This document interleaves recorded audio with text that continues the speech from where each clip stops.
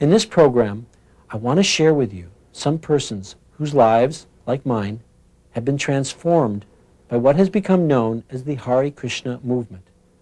Although the movement is anything but new, it was unknown in the Western countries until His Divine Grace, A.C. Bhaktivedanta Swami, Srila Prabhupada, came to the shores of America on a freighter at the advanced age of 70 years old. He carried the message of his spiritual master and of an entire disciplic succession of spiritual teachers. The remarkable feature of his presence was his inconceivable potency to plant the seed of devotion to Krishna in the hearts of so many thousands and now millions of people. By his mercy, the transcendental knowledge, familiar only to those initiated into the secret ambrosia of devotional service to Krishna, has become available to the entire world. We dedicate this program to him.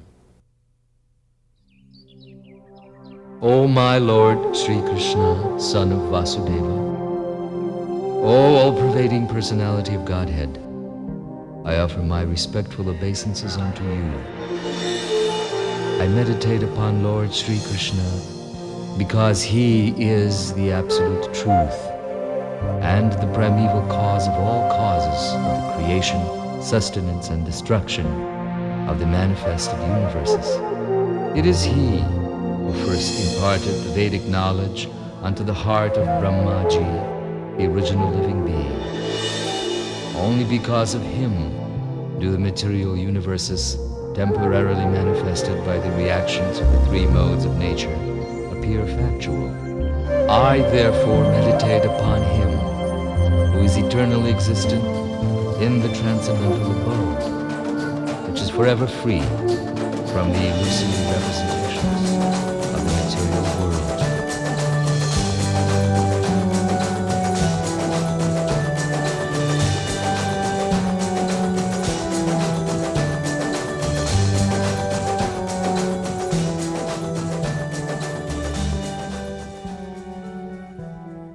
So we just want to remind you, you're in the very front, you're all the real colorfully dressed and beautifully attractive Vaishnavas and Vaishnavis here, so please, remember it's a big parade, so we need to smile nicely and chant loudly, okay?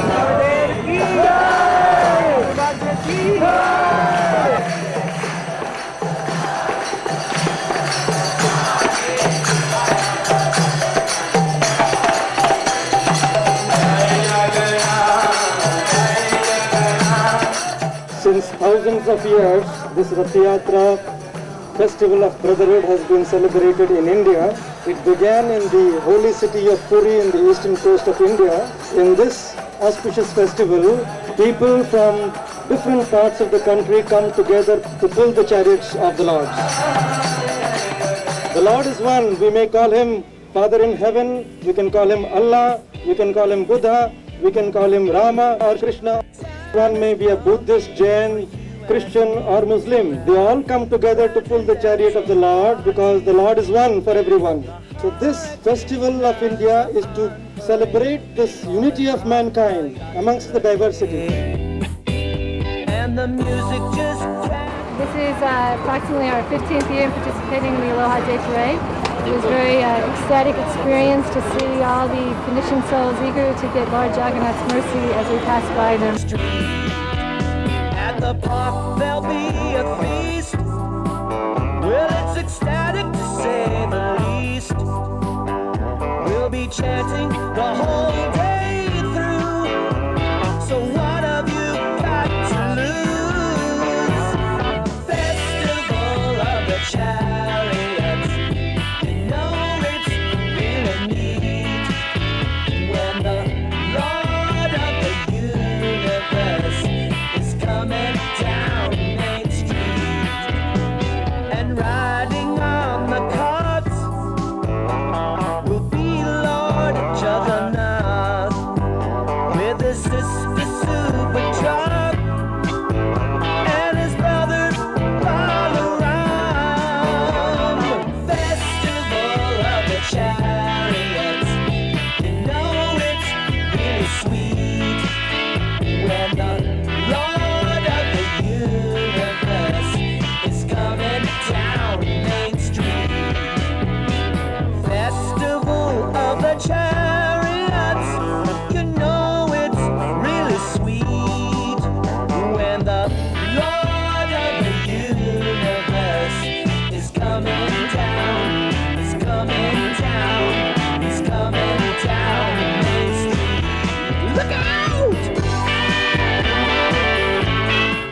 Whenever one develops faith in me, one should worship me in that form. I certainly exist both within all created beings and also separately in my original form, since I am the Supreme Soul of all.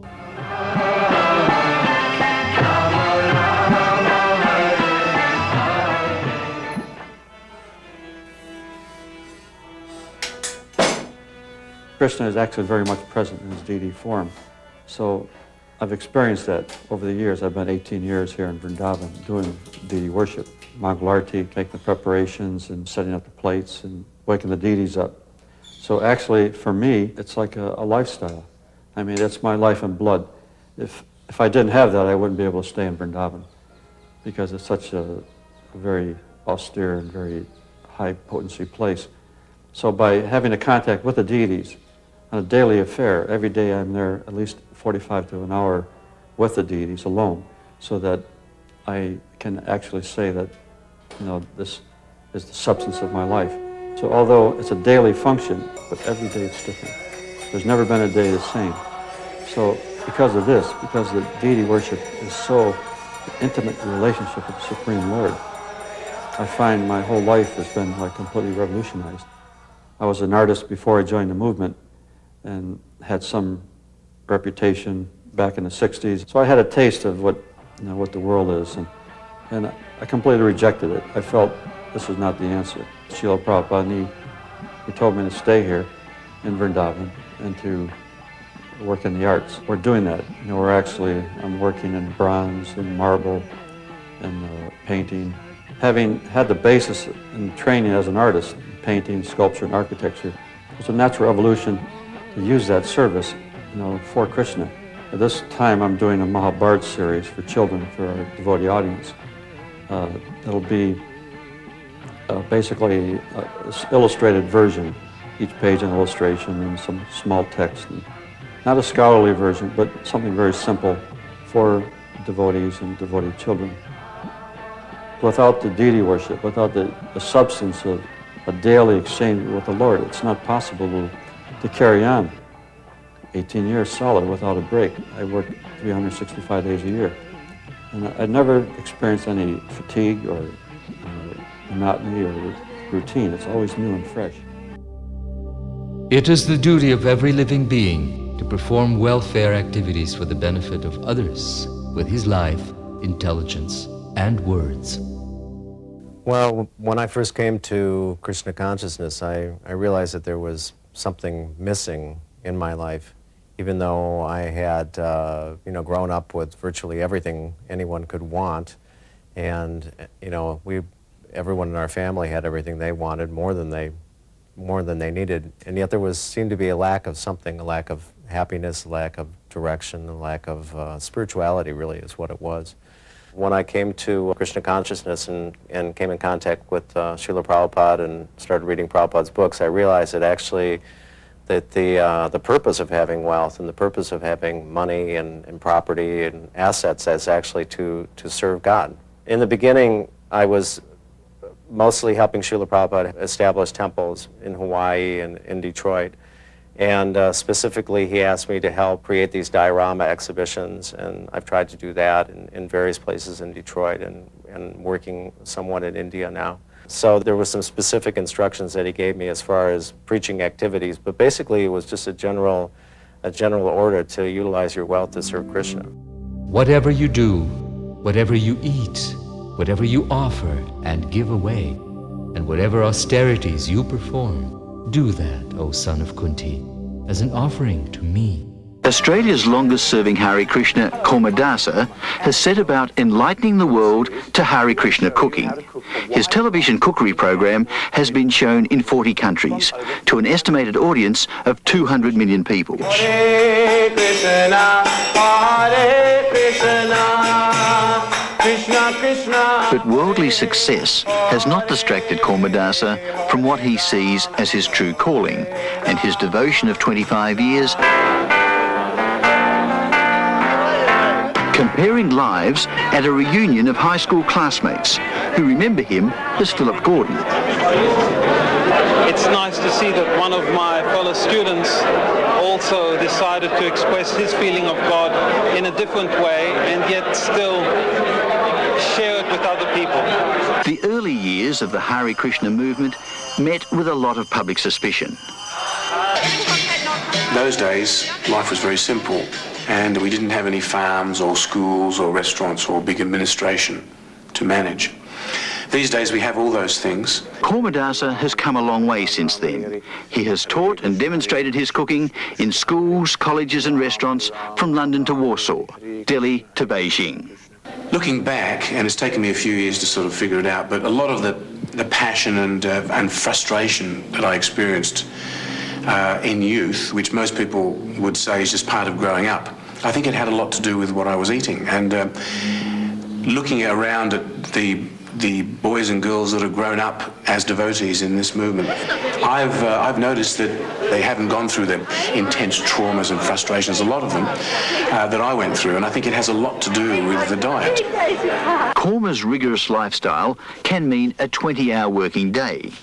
He's currently rushing to finish a biography of Srila Prabhupada, the movement's founder. Well, that's it for this edition of Cooking with Korma. I do hope you've enjoyed preparing these dishes as much as I've enjoyed sharing them with you. Happy and healthy eating. The Krishna consciousness movement vigorously approves the practice of preparing food, offering it to the deity, and distributing it to the general population. This activity should be extended universally. Presently, we're serving about 1 meal every 2 seconds. So every 2 seconds, 1, 2, there's a Hare Krishna somewhere in the world providing a hot meal to a hungry person. We are food for life, we are food for life. There's hope inside you, shall be satisfied. Here is food for life, here is food for life. Come to our side, we will feed you. All around the world we want our flag unfurled. Rising sun inside, we have food for life. So we would travel on the trailer, and at one point bullets were flying over our head, about 20 feet above our head, and we just had to pray that we wouldn't be shot. We must feed them till they smile. We must feed them till they smile.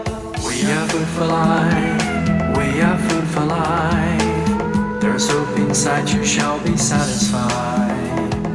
Here is food for life. Here is food for life. Come to our side. Last year we served our 500,000 plate, and we're very proud of that. We want all to have the privilege to say we'll survive. Beautiful.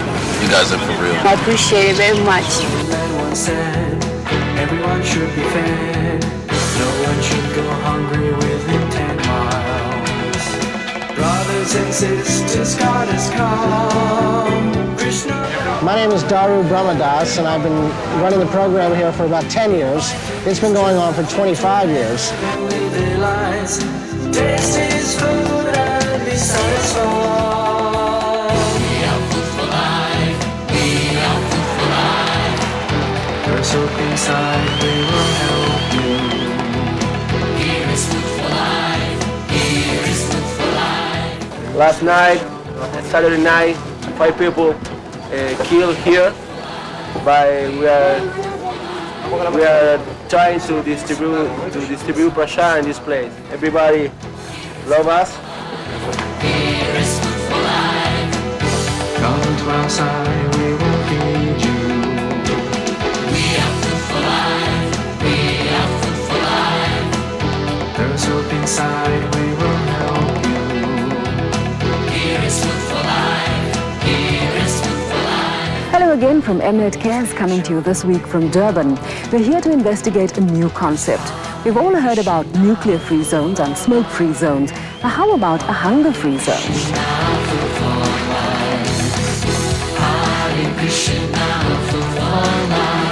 There's much, much more to food for life than filling a belly. The people need to know that somebody cares for them and loves them.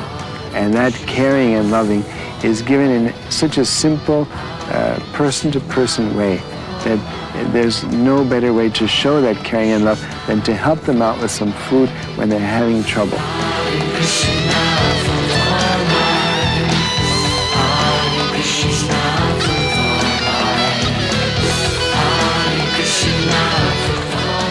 That is the spirit of Masakana, of building one another together. It is also the spirit of today's festival, organized by Hare Krishna Food for Life.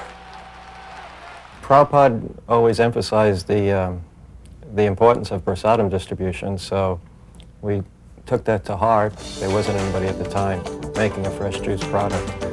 So we thought this would be a nice way to distribute prasadam. Take a first bottle to the offering to the deities in the temple.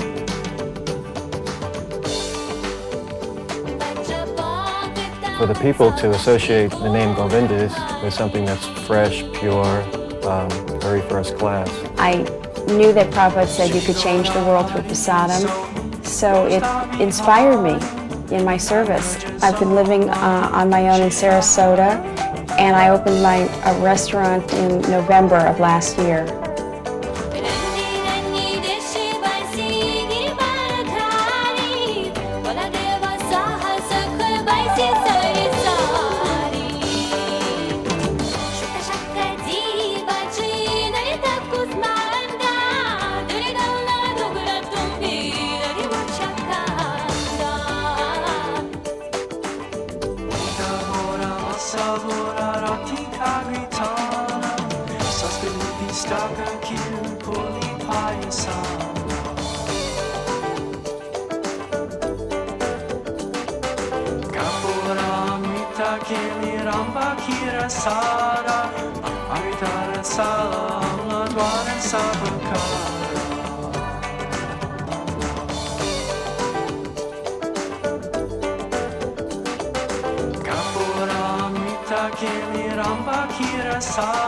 Not all the turkeys were dinner today.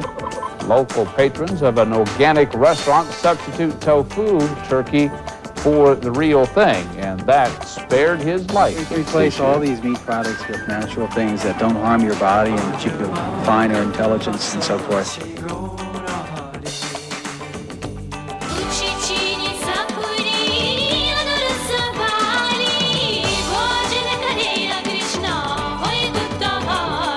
I could experience people expanding their consciousness, just changing the way they were, simply by eating prasadam. We have been doing this program for many years, and people appreciate our service. In a sense, the bakery is like a temple. By making offerings to the spiritual master, we feel unified with all the devotees here and everywhere. So open restaurants in any part of any city and make nice delicacies. Let everyone be satisfied.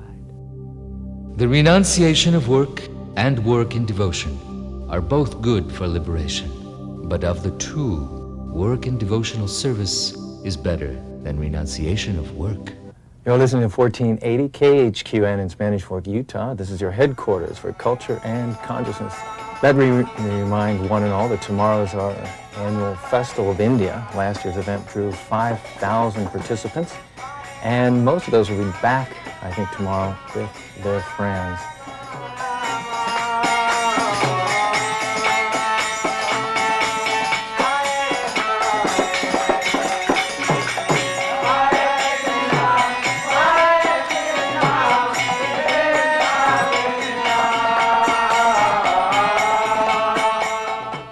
Scout leaders are sending their troops over here, parents are bringing their kids, teachers are referring their students.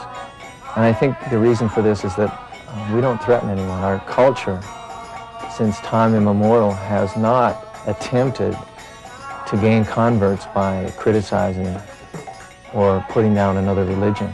We basically respect and accept all religions, but feel we have something to add.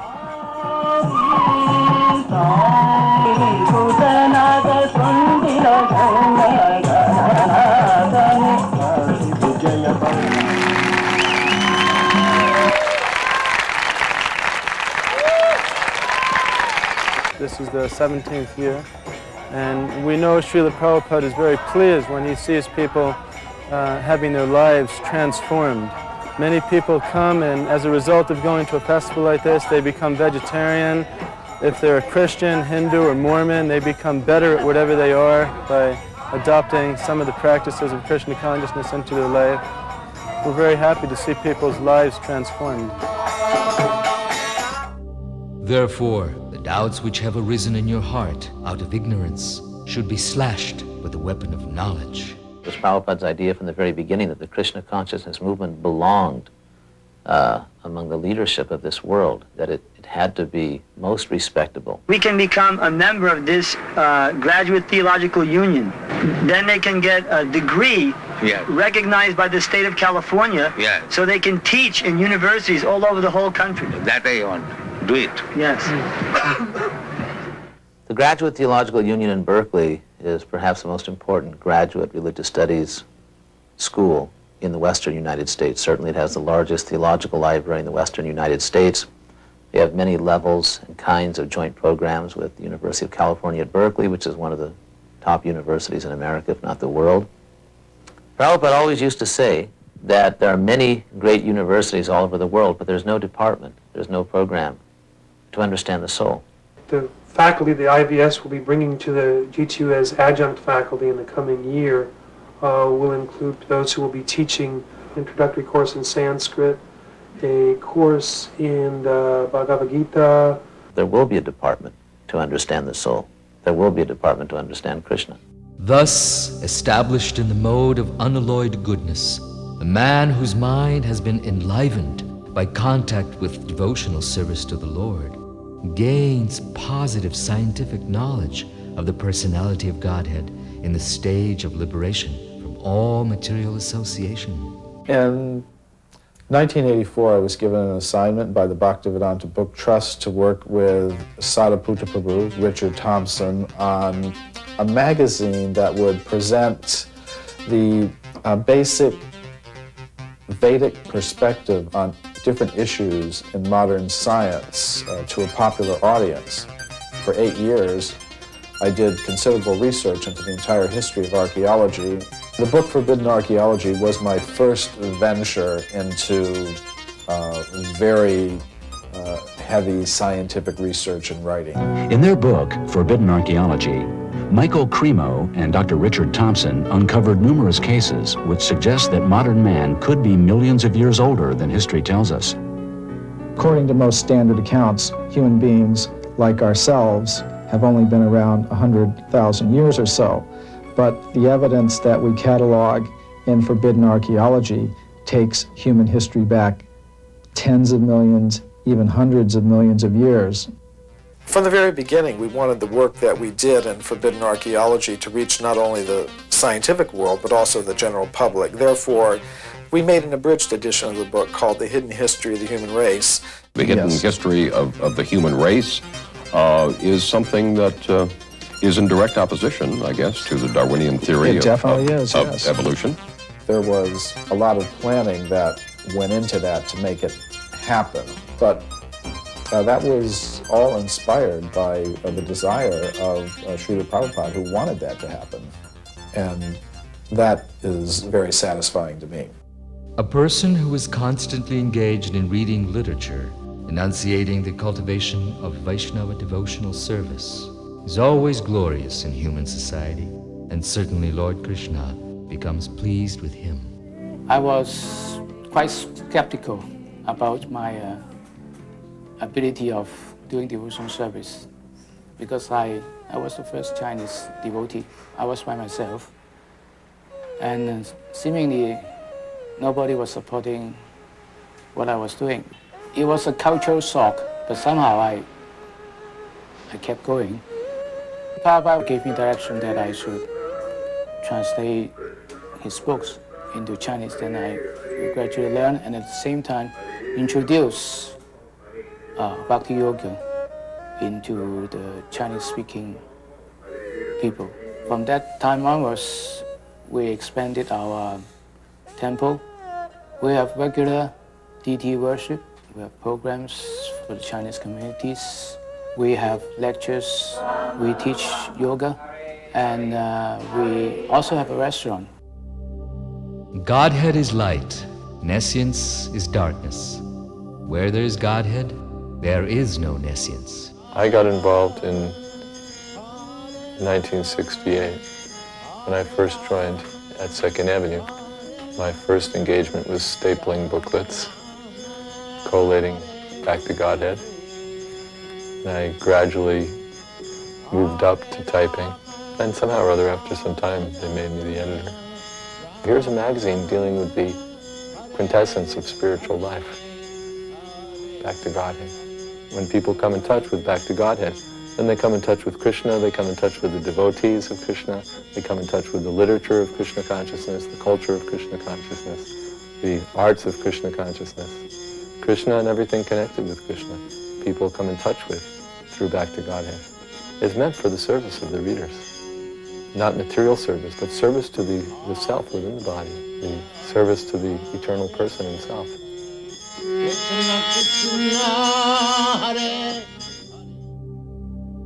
I wish that all of our Krishna-conscious literatures may be available to men of all languages throughout the world. So whatever assistance you can give in this connection is always appreciated.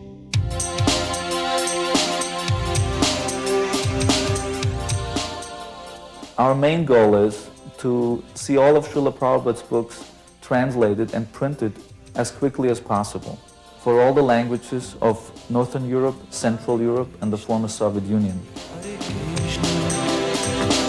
Krishna Krishna Hare Hare Hare Rama Hare Rama Rama Rama Hare Hare Hare Krishna Hare Krishna.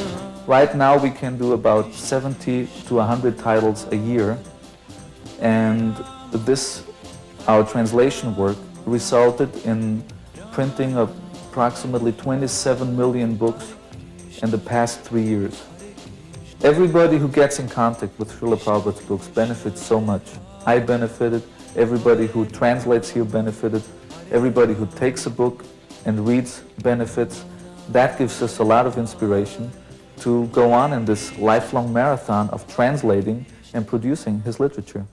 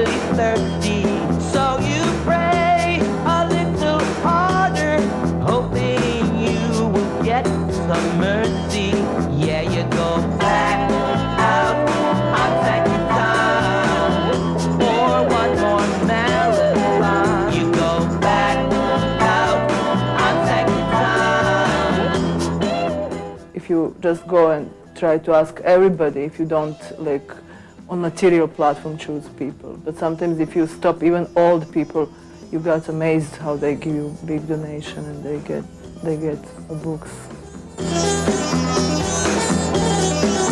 If feel very grateful to being allowed to take part in this wonderful mission, because I understand that it is not by my qualities or by my way of speaking or smiling to that person that this man now took these books, but I can see that something from within told him that this is good for you and you should actually accept this and you should take it.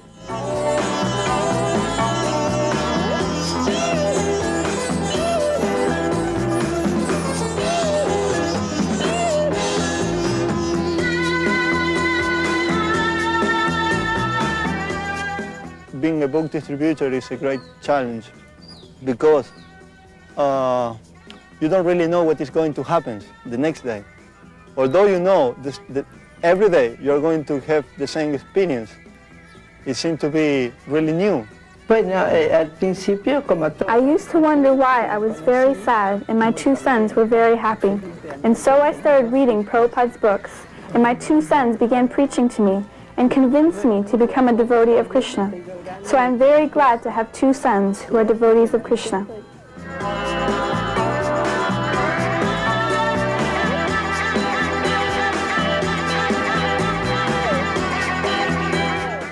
Estaba echando gasolina cuando una señorita rubiecita. I was parked in a gas station in Peru and was putting gas in my car when a lady came up to me dressed like an Indian.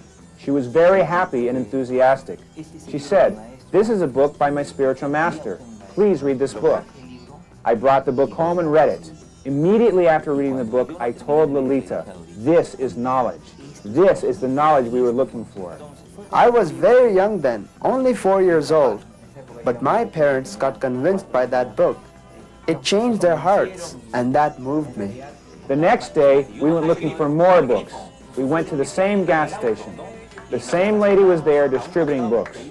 We ran up to her and asked her, "Do you have any other books? What other books do you have?"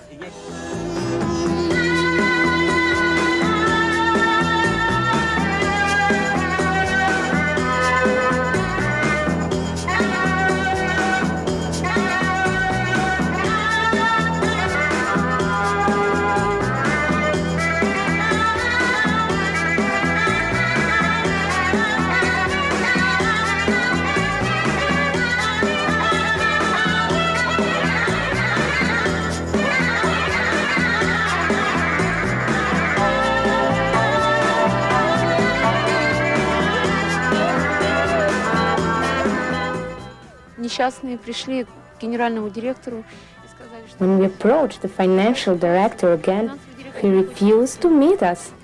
We went back to the general director to tell him about the situation. All of a sudden, this very peaceful, gentle person stood up from his chair in a very determined way and said, "Let's go." This leader was exceptionally special. He told us that he is convinced that the production of the enterprise is directly connected with people reading these books, and that's why he was so persistent in helping us.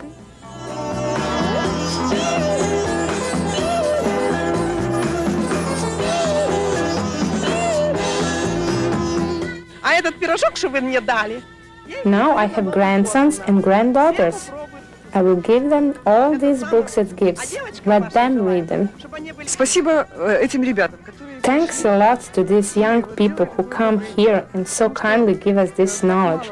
There is so little kindness in this world. You are planting this kindness in people's hearts. After being in contact with knowledge like this, I become more soft-hearted. I am planning to read these books.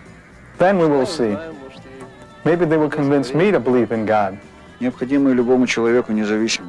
books have eternal values, which are important for everyone to know, whether they are Hare Krishnas, Christians, Muslims, or any other type of transcendentalist.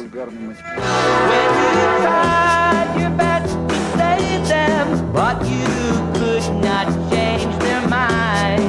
All the lines and smiles you gave them, still they treated you unkind. As the sun is nearly setting, you approach another stranger who just loves what he is getting. Now you feel your Yeah, you go back out on Sankirtan for one more marathon. You go back out on Sankirtan.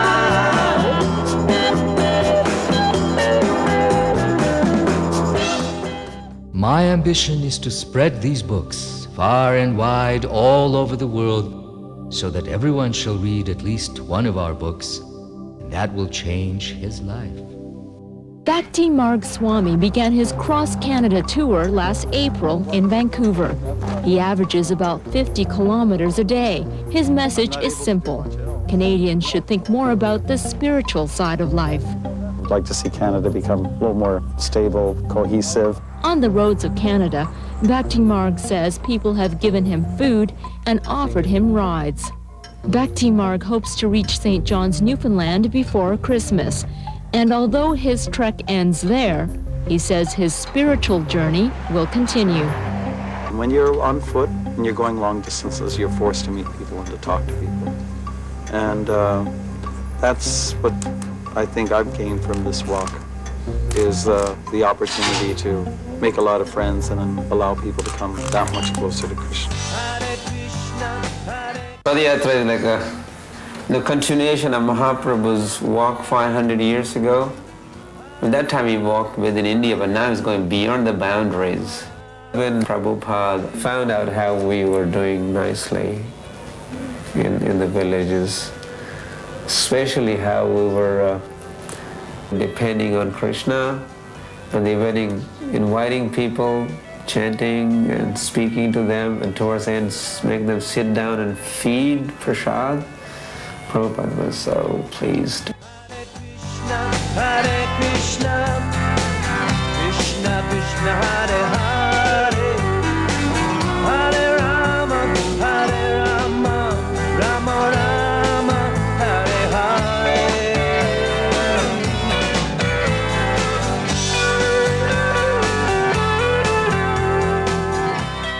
But the chief said yes, and off went the temple with happy Hare Krishna disciples and the bullocks sandwiched between a lorry and a pantechnicon.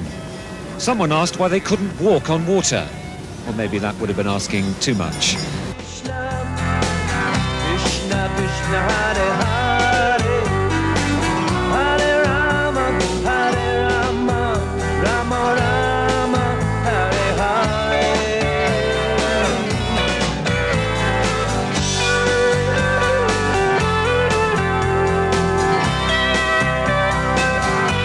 This Sankirtan movement is the prime benediction for humanity. It enables us to fully taste the nectar for which we are always anxious.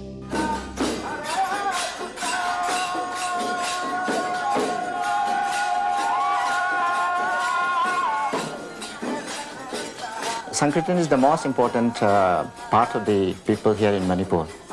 In general, anybody, any family in Manipuri, they have to perform the Sankirtan for any function, for any of their lively duties.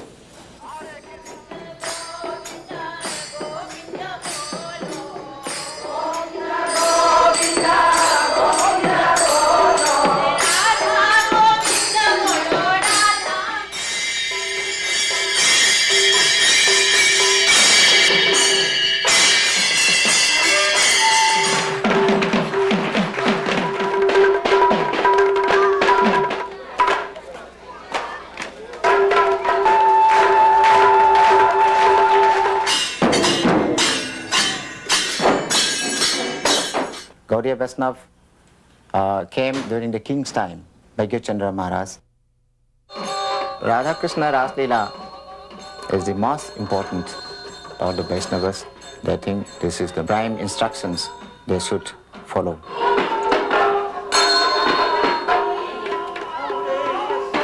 So the result of what is seen today is entirely due to the inspiration and guidance of His Divine Grace, A.C. Bhaktivedanta Swami Prabhupada.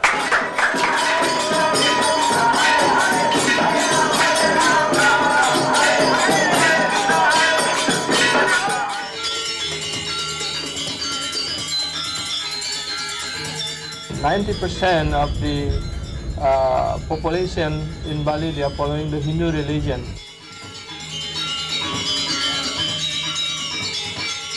The chanting of the holy name wasn't known by the people here until the coming of the devotees. So we spreading many books, especially here in Bali and also in other islands. The devotees are increasing. So far as the dancing, it goes back many thousands of years. And it is a very nice type of dance because it is dramatical dance. It's a dance which displays the pastimes of Lord Rama and Lord Krishna. And therefore one becomes Krishna conscious by watching these beautiful dances.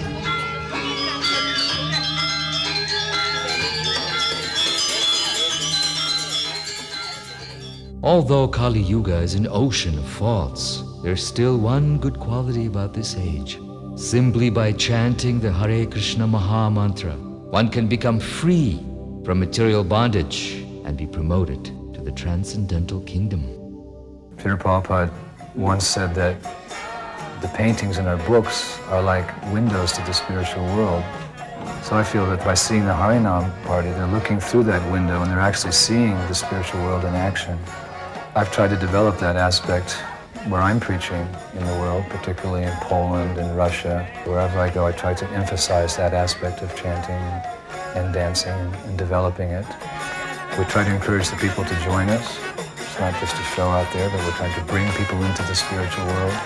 So we'll invite them to dance with us. It is a way that people can actually see the dynamic, blissful nature of the spiritual world.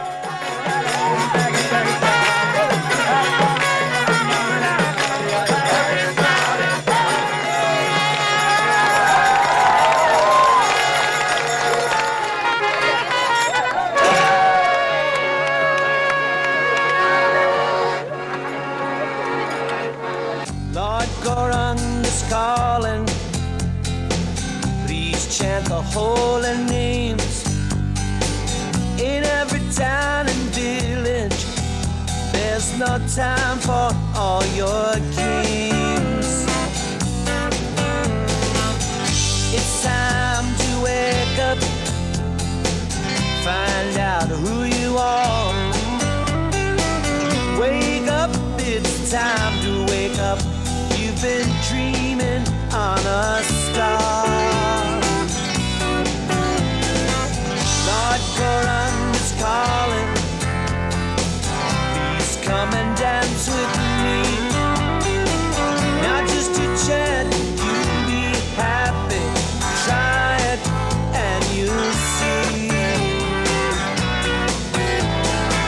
Hare Krishna, Hare Krishna. Krishna Krishna Hare Hare, Hare Rama, Hare Rama, Rama Rama, Hare Hare.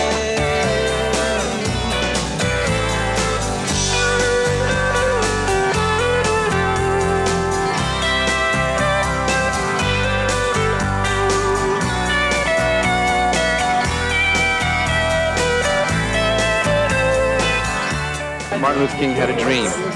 And of course, we believe in that dream because we would also like to see everyone come under one banner, under one guise, under the banner of God, Krishna. So we want to get out there and propagate that understanding. There's no time for playing games. You know it's time to wake up, find out who you are.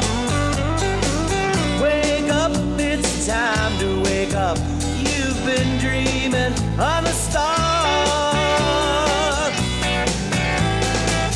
Lord Gauranga is calling. Please come and dance with me. And if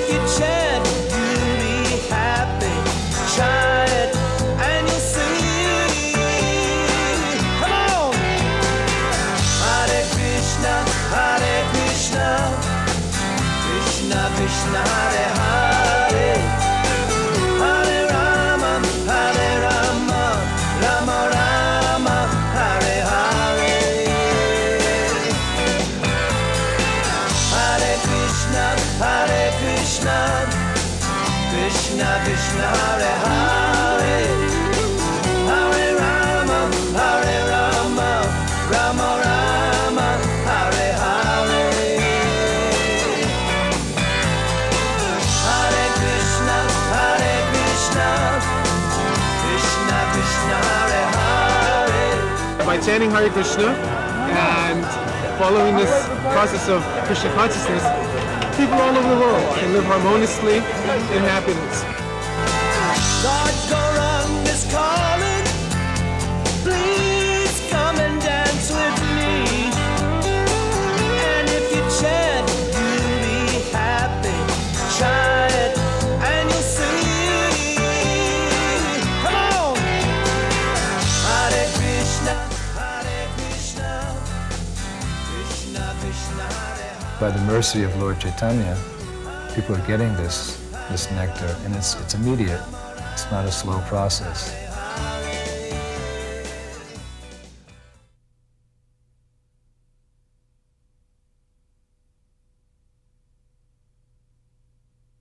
In a capsule, what is the movement? The movement is to awaken God consciousness of the human being. The human being is distinguished from the animals, that the animals cannot understand what is God. And Hare Krishna means what? Hare Krishna means addressing the energy of God. Hare means the energy of God, and Krishna means God. Do you feel that in getting truths from various places like the Bible and the Quran and so forth, don't you run into conflicts at all or contradictions in those particular philosophies? No, I don't find any conflict because the ultimate goal is God. So you have to understand God and try to love Him. If everyone in the United States believed in Krishna to the extent that you do, what would happen to this country? How would it be transformed? They'll be very happy and peaceful. If you want to know the value of this movement through science, philosophy, we have got enough ingredients to supply. Otherwise, it is simple, very simple. Simply chant these mantras. Hare Krishna, Krishna Krishna, Hare Hare, Hare Rama, Rama Hare Hare. And everything will be manifest to you.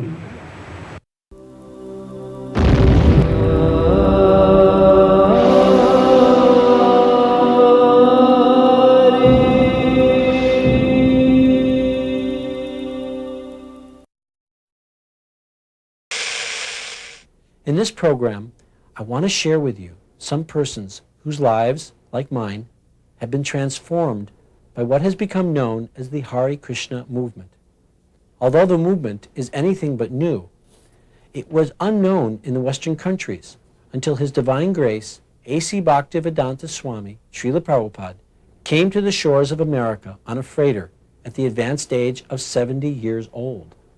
He carried the message of his spiritual master and of an entire disciplic succession of spiritual teachers.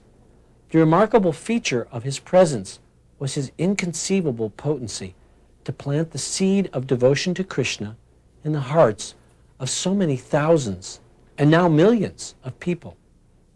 By his mercy, the transcendental knowledge, familiar only to those initiated into the secret ambrosia of devotional service to Krishna, has become available to the entire world.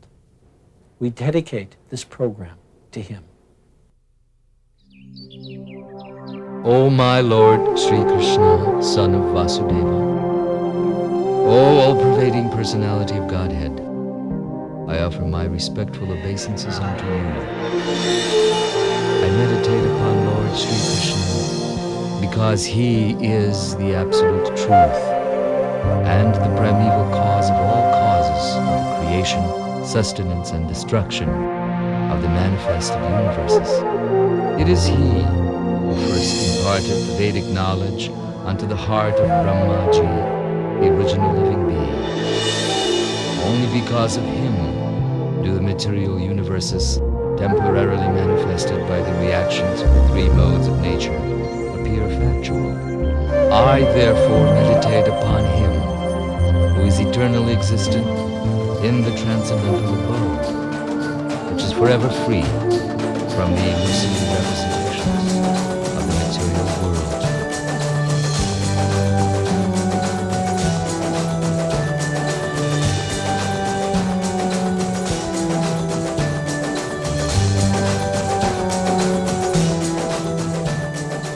One who is sufficiently intelligent should use the human form of body from the very beginning of life. In other words, from the tender age of childhood, practice the activities of devotional service. From the very beginning, from a very young age, we have been given a purpose, we've been given a mission to accomplish. I feel very privileged, even special to have been brought up, raised in the Krishna consciousness movement, for all the training that I've received and for the knowledge, the sense of mission and purpose to life. It's flush-o-matic. It all began when 12-year-old lead singer Prahlad wrote to Soviet leader Mikhail Gorbachev pleading for the release of Hare Krishnas imprisoned in the USSR. From that came a protest song aimed at Gorbachev. Mr. Gorbachev, you may say you want peace and that's okay, but try to see our point of view. Hare Krishna. We thought that if we wrote to Gorbachev and if we wrote a song for the world, that it might help in a little way. We are the Krishna kids. We've got something to say. We've got a message. There seems to be a message in every one of those songs, doesn't there? They're very much peace message, isn't it? It's either peace, we want a better world, or we want the Hare Krishnas to be freed.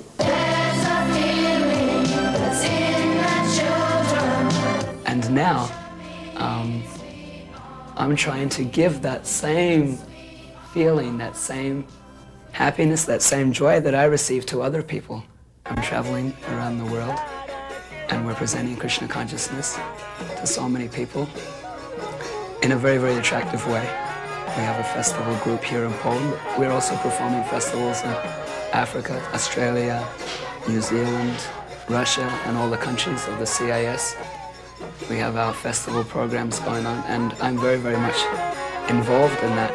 Krishna has given me some ability that I can sing and play musical instruments, and I very, very much enjoy doing that.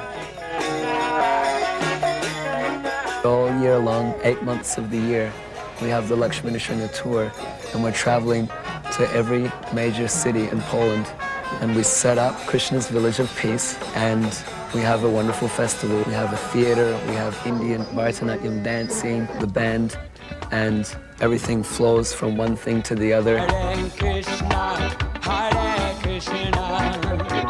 Krishna Krishna, Hare Hare, Hare Ram. This man, Jurek Owsiak, is one of the most popular personalities in Poland, and he also organizes this big rock festival.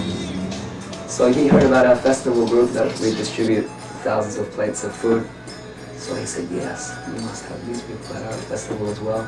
There's a lot of people that are coming up to us and saying, do you remember me? I was like, yeah, I remember your face, but where was it from? No, I remember I was at your festival in this particular place, or somehow people are remembering us and getting to know us now.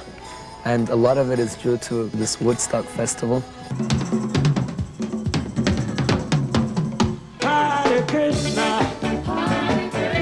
When we're standing on the stage in front of 30, 40,000 people and getting them all to chant Hare Krishna, it is an overwhelming experience.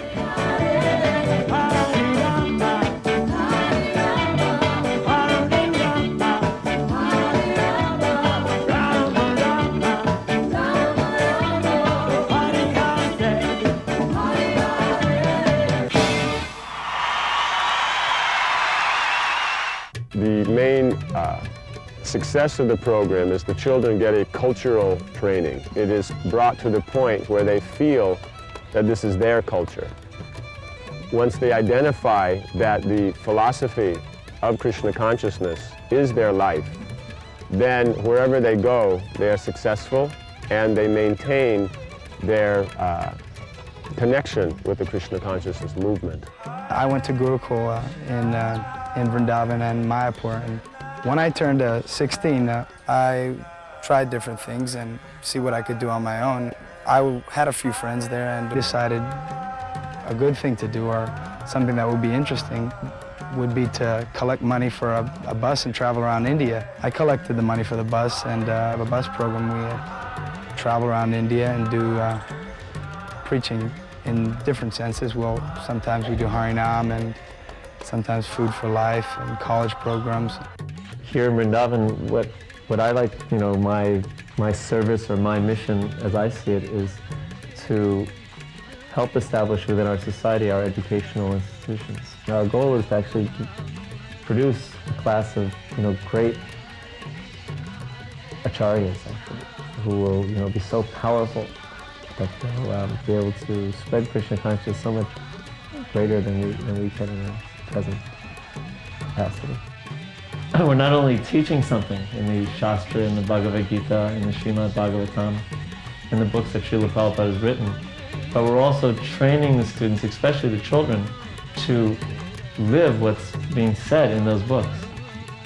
We have regular curriculum over here, but we, plan in such a way that it starts with the Krishna and ends with the Krishna. I feel on every step, I'm guided with the principles of Krishna consciousness. The government gave us some facilities, this building, and the government also approved our curriculum, and now we study different subjects which are approved. The parents give us children, and we take children from all over Moscow to our Gurukula. Now it's a day Gurukula, day school. We hope in some future it will be an ashram Gurukula.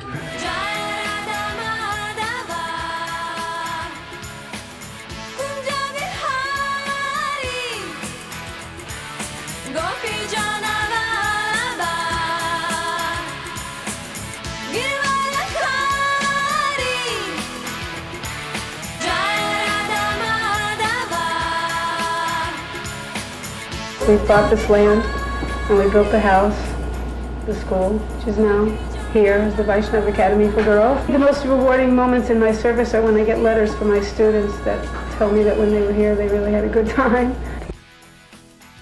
The added advantage, of course, is that we give Krishna consciousness, which is not available anywhere else. Actually, in a lot of state schools these days, it's actually against the law to teach religion within the school.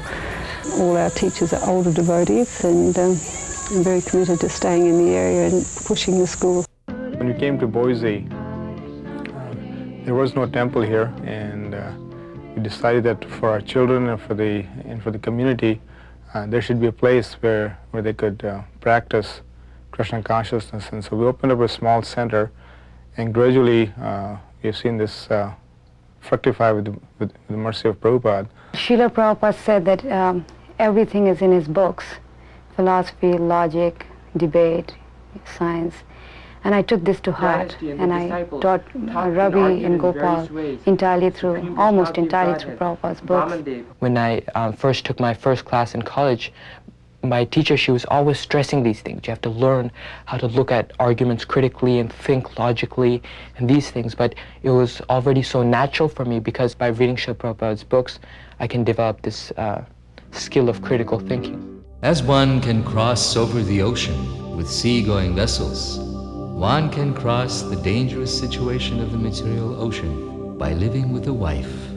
They come from all over to witness a double Hare Krishna wedding at the Indian Temple in Belfast, once a Methodist church. It's also a marriage of another kind, between two almost alien faiths and cultures, Christianity and Hinduism, Irish and Indian. The petite Sonia McGarr from Naas, County Kildare, is about to commit herself to Michael O'Hare, a former altar boy from an East Belfast Catholic parish. The other bride, a Jewess, is to marry a lad from Liverpool. This is the stuff of culture shock. Any mother, father, brother or sister might well ask, what motivates people to take such a drastic leap of faith and culture? Here in the heart of Wicklow, a group of 6 Hare Krishna families have set up a little community for themselves. They work the land, growing their own vegetables. They've even built a school for their children, and between them they employ a Hare Krishna teacher who lives in the schoolhouse with his wife and son. They aim at simplicity of lifestyle, honouring the words of their founder, simple living and high thinking. Start with the biggest bridge at the bottom. It's good to start with the biggest, isn't it? On Sundays they meet as a community for worship and a meal together. Martin Blake is from Ballymurphy in Belfast. An IRA activist, he found Krishna consciousness while in Long Kesh. He married Helen Blameyer, a Protestant from the Malone Road area of Belfast. Far from sectarian Belfast, this is the place they've chosen to live and rear their 3 children. It's lovely. I wanted my children to grow up in the country. I didn't want my children to grow up in the city. And I think they're having a beautiful childhood, and I'm so happy we moved here. This is Pragosh, formerly Paul Murphy from Donecarney in Dublin. It was the Hare Krishna philosophy that appealed to him. He married a woman from Andersonstown in Belfast, now Galoka. She was known as Nicola Dalton. They were the first to move out of the monastic setting into the country. The basis of the marriage is a spiritual basis. So when we enter marriage, we both know that it is for life and there will never be any separation. Well, we've got something to live for. When you experience the happiness that a Christian consciousness brings. There's a restriction for if you like, frivolous sexual activity. But for raising children in God consciousness, then that's a very acceptable form. The beauty of Krishna consciousness is that you can, whatever you are doing, you don't actually have to change. All you have to change is your consciousness. So I love gardening. So instead of doing it for myself, I do it for Krishna. Like I would see this as Krishna's house, and I've made a garden for Krishna. So I love to spend as much time as possible in the garden. Those who stay at home as householders must act to earn their livelihood, and instead of trying to enjoy the results of their work themselves, they should offer those results to Krishna.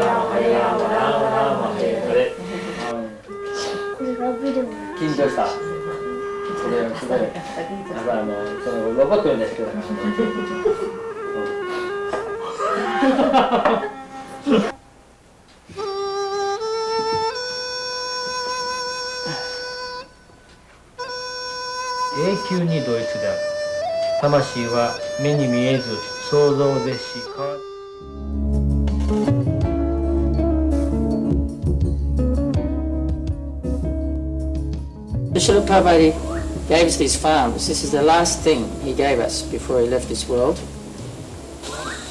In a letter to New Govardhan in June 1977, this is the next aspect of Krishna consciousness which I wish to push forward. If I'm able to get well, I will make a tour and visit all the farms to make them perfect. If these farming communities become successful, the whole world will be enveloped by Krishna consciousness.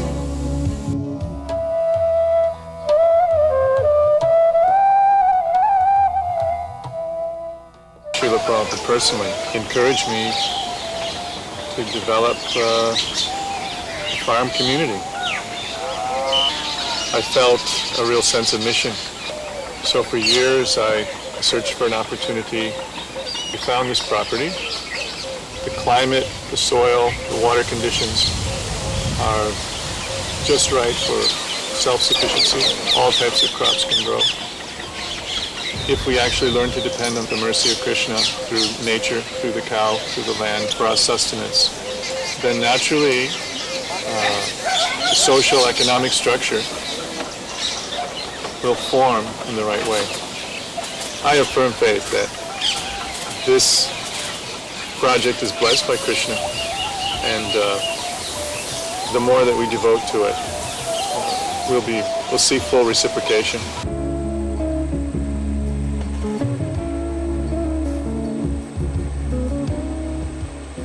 You don't have to be big and tough and strong. This is not a prerequisite to working with the animals.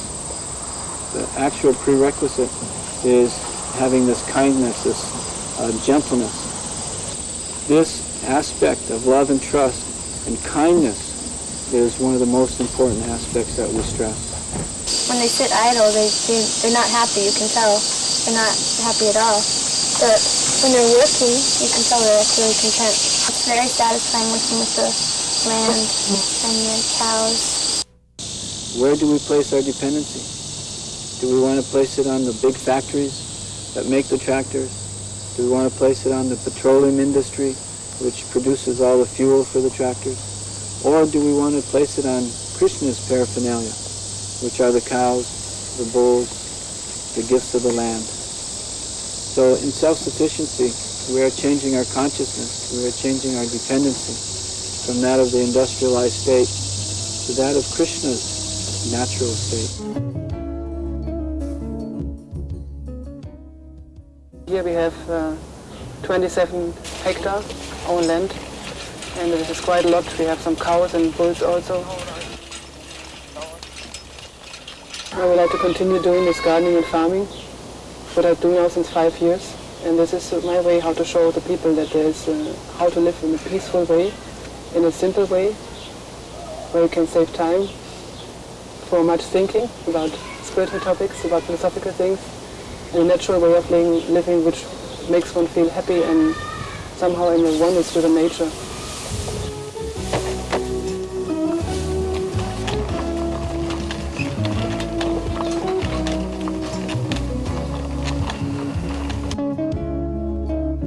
The whole idea of Sharanagiri is self-sufficiency, cow protection, Brahminical program.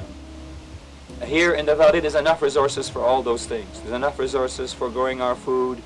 There's enough water in the hills, and there's a lake, and then we have enough grass for the animals, and then we lose the local material also to some degree to build our houses. We have our cows where we produce our milk products from. There's about 100 devotees living here, including children. So in this way, we don't have to go and work within the material society so much we can. Like myself, I've been living here for 5 years, but for the past 2 years, I've been living strictly on the farm, not going anywhere, just by the resources of the farm. Before I came here, I had been a manager of the Coca-Cola plant in Natal and a professor at the university. I left those occupations to pioneer this farm with my brother. We wanted to develop a self-sufficient community. With this idea in mind, we used our savings to purchase this beautiful land. We can already show some progress in our protection of the 100 or so cows that live here.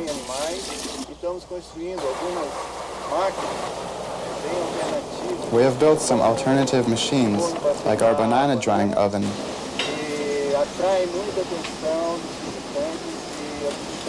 Our guests appreciate that we are doing things without relying on so much sophisticated technology. Although everything we do is very simple, we show them that we can create products that are efficiently produced and superior in quality.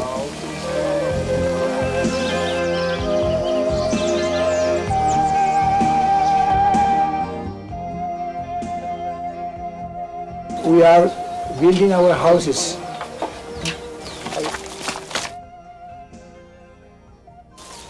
We have one family living from his garden.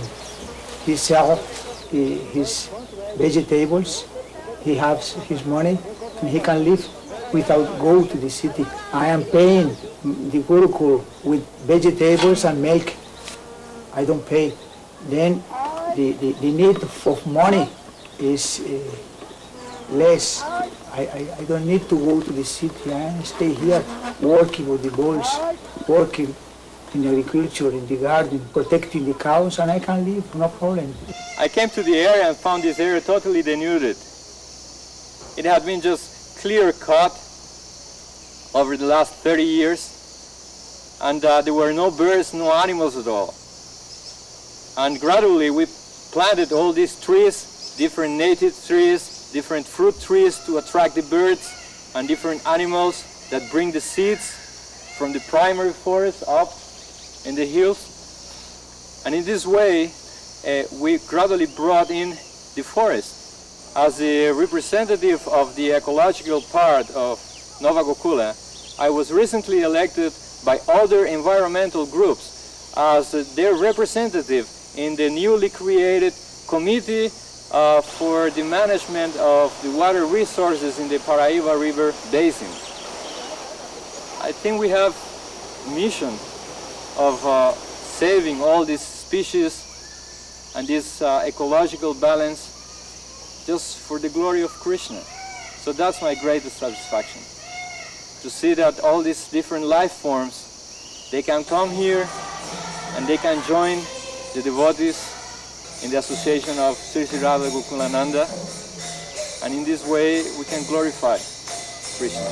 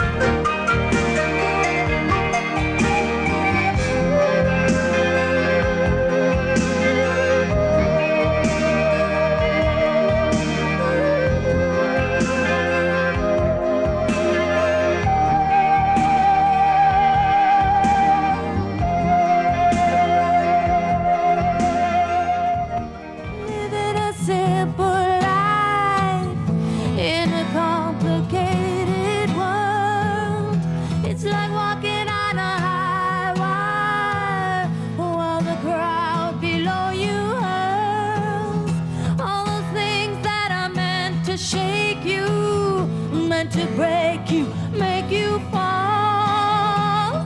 Living a simple life's not such a simple thing. Simple thing, not such a simple thing. Walking on a high wire, not such a simple. So we associate with one another so that we can assist them in hearing and chanting about Krishna. That is the purpose of our society. Several years ago, we started the company. It's a devotee company. It's owned by devotees, and all the employees are devotees. There's about over 2,000 different varieties of daylilies in our fields. We have about 30 acres. Varnashram, as Prabhupada said, was very important, and Varnashram is the aspect where you have to allow individuals to own private property. We work in a mode of goodness atmosphere. We work the land, which is something that Prabhupada wanted us to do. We have customers as far as Hawaii, Alaska, all over Canada, and throughout the United States. We sell them by mail order. Our plans are to help support the community. Now everything is there, and you are also experienced. Therefore go on opening branches, as many as possible, and preach the Sankirtan movement to your best capacity. This was all of Srila Prabhupada's older disciples coming together, working to make this temple, build this temple, pay for this temple, and open this temple for the glory of Srila Prabhupada and Sri Sri Gaur Nitai.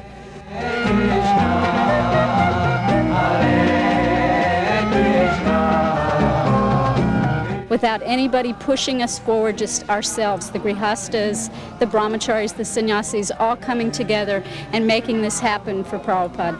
It's wonderful. Seeing all the people here and enjoying and the festive atmosphere has been very encouraging and inspiring in my own Krishna consciousness, and hopefully will inspire others to come and hear and chant here and worship Lord Chaitanya in his Sankirtan.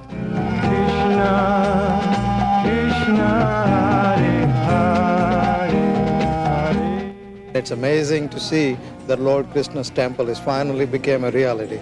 It's going to be an asset to the Indian community as well as all the Hari Bhakt all around the state of Florida and around the world. It's just a beautiful dream come true for the whole community.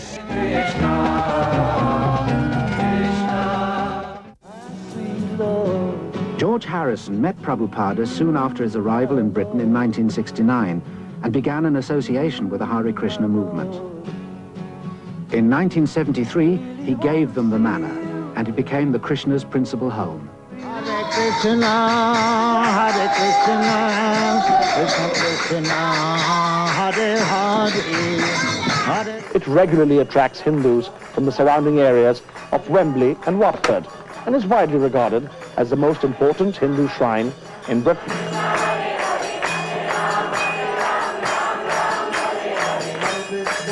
The villagers have been worried about the impact on their lives. The influx of devotees and the attendant traffic noise problems have convinced the villagers that their way of life is under constant threat.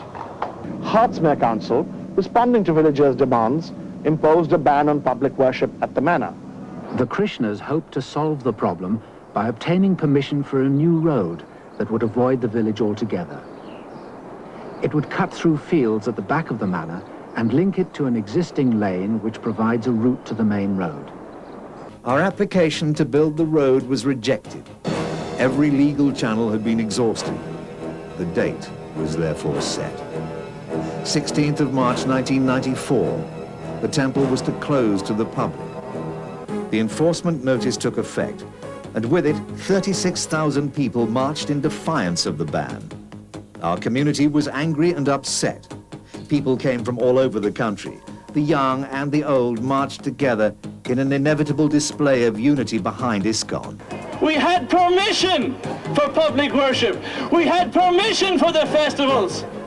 But the council and the government have taken it away. In May 1994, 5,000 people sat outside Parliament, demonstrating the way they felt towards the council, and insisted, "We are not going to accept the abuse of our religious rights." They don't close churches down or anything like that, so why are they closing our manor down? We want to worship and we want to know our rights, what to do with the God. Meanwhile, as worship continued, we were branded criminals for breaking the enforcement notice. The temple was prosecuted for observing Janmashtami in 1994. Our community became the first in England in the last 300 years to be prosecuted for worship. The sentence was a fine of £37,000. We appealed, waiting and praying. Then, in May 1996, the surprise news came. The Department of the Environment granted us permission to build the road. The Secretary of State for the Environment, John Gummer, acknowledged the manor as being unrivaled in its provision of religious facilities.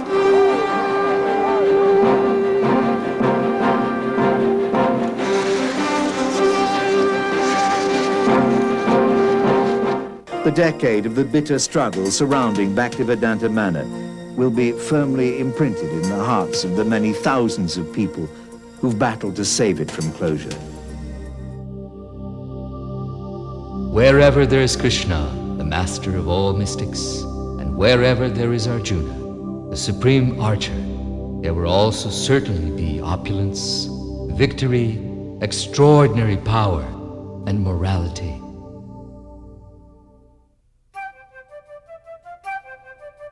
We've had people say that we're the best religious community in the country for visits. Children actually say that it's their best school trip ever, and that's a religious visit. Success, I suppose, is due to two things: being very professional, well organized, and having a good mood. Professional means we're good management, tight, we're on time, we respect other people's time and their needs. We have good communication skills.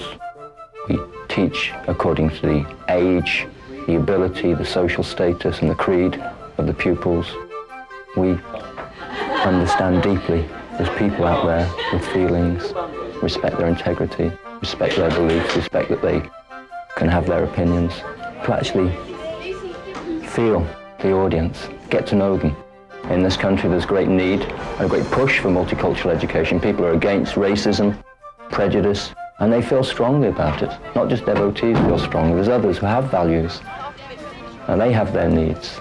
We have our needs, and we come together in that give and take policy that Srila Prabhupada talked about. And it's very satisfying. We learn a lot, they learn a lot, the children learn a lot. I've seen children, pupils leave with a totally different idea. And I think that will stay with them for the rest of their lives. The seed for this temple was planted by Srila Prabhupada in my heart when I met him in 1972. When he came to know that I was Gujarati, he said, "Oh, that's very nice. You should go back to Gujarat and build a beautiful temple for Krishna."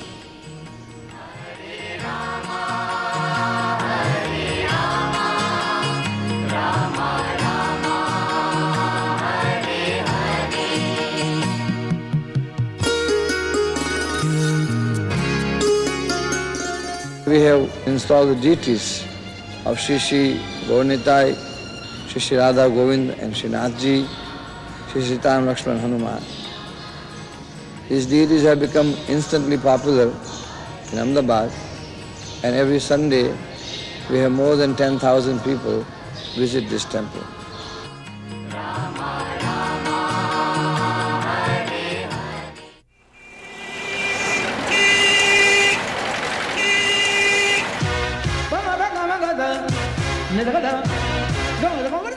Srila Prabhupada described Delhi as a very important city of India and desired that we construct a beautiful temple. When we first started the project, we virtually had no money in the bank and no real commitments. We started approaching different people, they all liked the plan, and gradually more and more people came forward.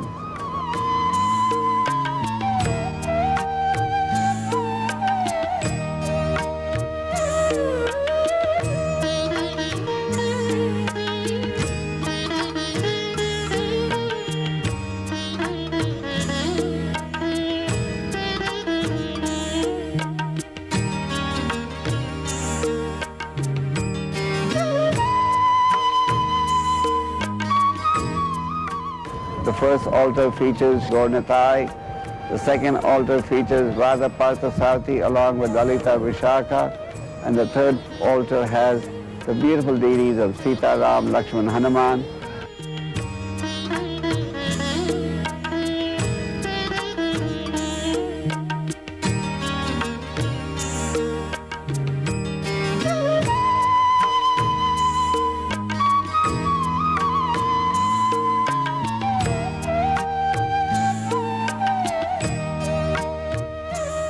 And in the museum, you'll find a very nice presentation of the multimedia and the Srila Prabhupada Bhagavad Gita animatronic experience. We have the biggest artificial waterfall in India. We can expect about 10,000 people a day, and on weekends we could expect 20 to 30,000, and on special festivals over 100,000. The ISKCON movement has few parallels in the world in terms of its rapid global spread. In less than 3.5 decades since its inception, it has established temples in practically all parts of the world, and many of them are marvels of beauty, such as the one that is being opened in New Delhi today.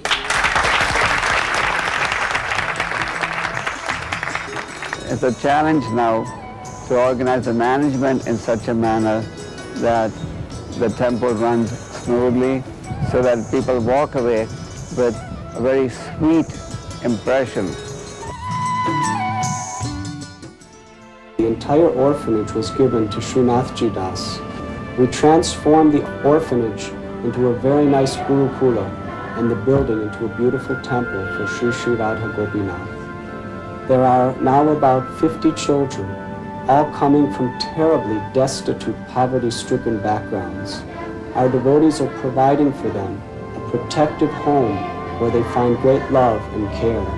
35 brahmacharis are specifically being trained to be preachers of the Bhakti Shastras. Most all of them are college graduates of very high standards.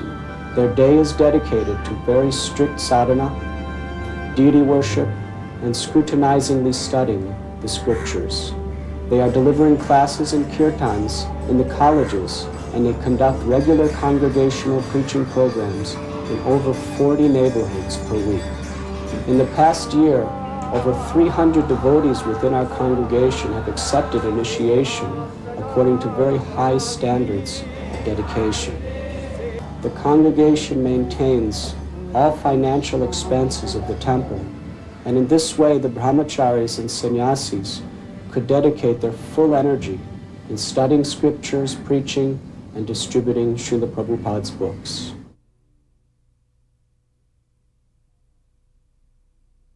Somehow, we came across this land, which was not really a land, it was a hillock, it was a rock. So naturally, nobody was interested in this rock. They couldn't build any houses here. But we thought it was a very wonderful place for, for a temple. For 2 years, we were just, nothing much happened except staying in a small hut that we built here. And we continued doing our spiritual program that Prabhupada gave, chanting our rounds and everything. How to start this project? During one of those worried days, I had a dream. And I saw myself by the side of a river, which was very wide. On the other side, I could see a silhouette of Krishna. He handed over something to me and asked me to take it over to the Lord.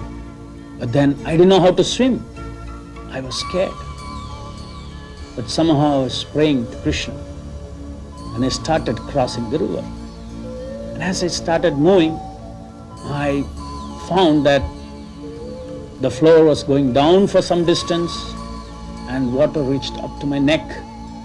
And then I was really scared that how I'm going to proceed further. But I continued, and I realized that the floor was constantly at that level and I could just walk through. And then I woke up. And I knew that miraculously I'm going to walk through this project. So many devotees started joining, and we had nearly 50 brahmacharis going out and doing the collection for this project. And I was only focusing on building the project. And there was no reason for me at any time to worry about the money for this project. And it just happened. I did not even imagine when I took the decision to allot this land that in this barren place such a beautiful temple will come up which will create vibration in every person who visits it. And finally, the miraculous thing was to get the President of India to open this project. So whatever we dreamt, it came true. And it's a blissful experience.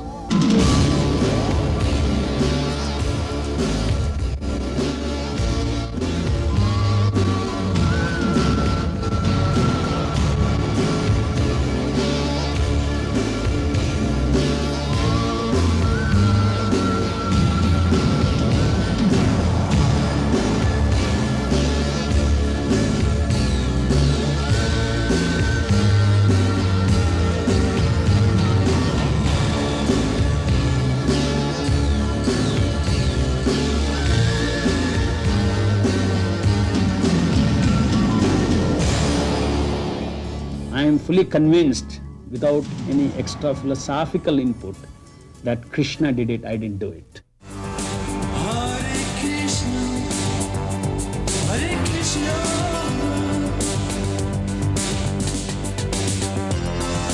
Krishna Krishna, Hare Hare,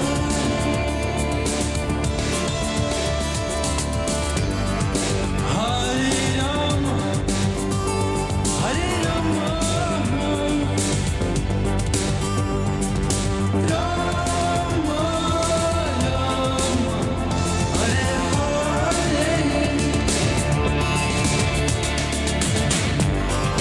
Hare Krishna, Hare Krishna,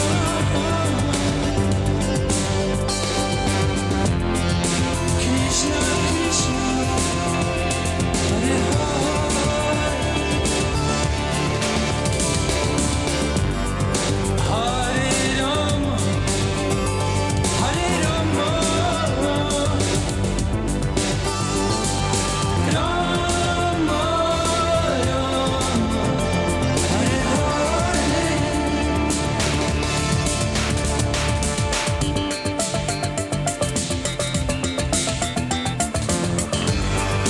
Hare Krishna, Hare Krishna, Krishna Krishna, Hare Hare,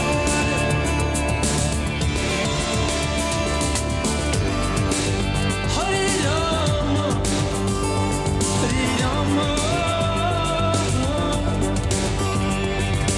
Rama Rama, Hare Hare, Hare Krishna, Hare Krishna, Krishna Krishna, Hare Hare,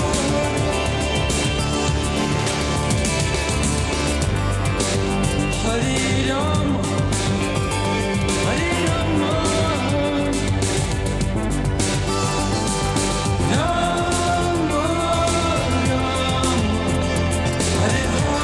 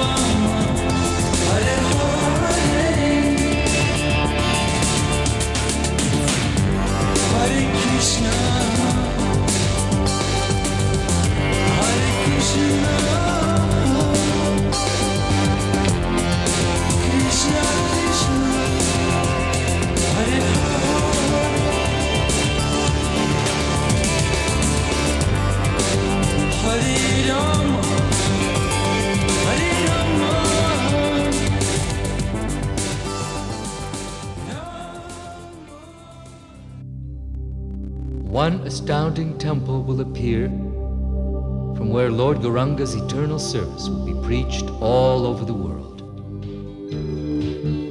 This is the holy land of Chaitanya Mahaprabhu. This is a spiritual place that by coming here, everyone gets purified. Srila Prabhupada, he wanted us to gather together here at Lord Chaitanya's birthplace. He wanted to show that this was a spiritual movement for the whole world, that this was like a spiritual United Nations. So he asked everyone to come together, chant Hare Krishna, wander over these sacred places, take prasadam. We all sit in the same line, we take our food together. In this way, we can all realize that we're one family with everyone. Come along and grab a hold, do what's natural for your soul. Join in the Sankirtan, the Sri Dhamaya pole.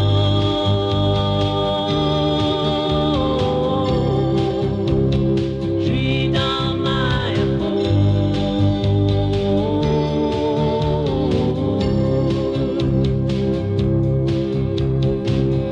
If you just once hear the names Nitai Gauranga from the lips of a pure devotee, by this mercy you can go to where the sacred river Ganges flows, the heart of Navadvip, where the devotees are. Sri Dhamaya pole,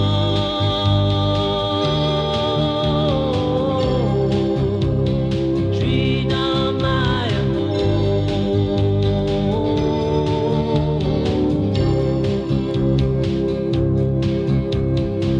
Oh, let me dance and chant the holy names in Sri Dhamaya pole. Let me purify my soul, bathing by the river Ganges shore. Let me always sing the names of Sri Sri Nitai Gaur. Bhaktivinoda Thakur, he had a vision where he could see this wonderful temple. It was predicted by Lord Nityananda that one astounding temple will become manifest in the future. This was what Prabhupada wanted, to fulfill this prediction of 500 years ago. It is more than a temple, it's a temple of Vedic planetarium. It's a temple which gives us the information about the mysteries of life, about the mysteries of the universe. The profound secrets which are hidden in the Vedas will be revealed in this temple for everyone. Sri Dhamaya pole,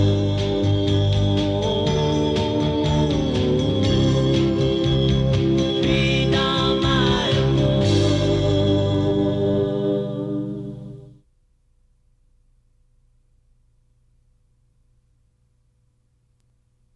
In a capsule, what is the movement?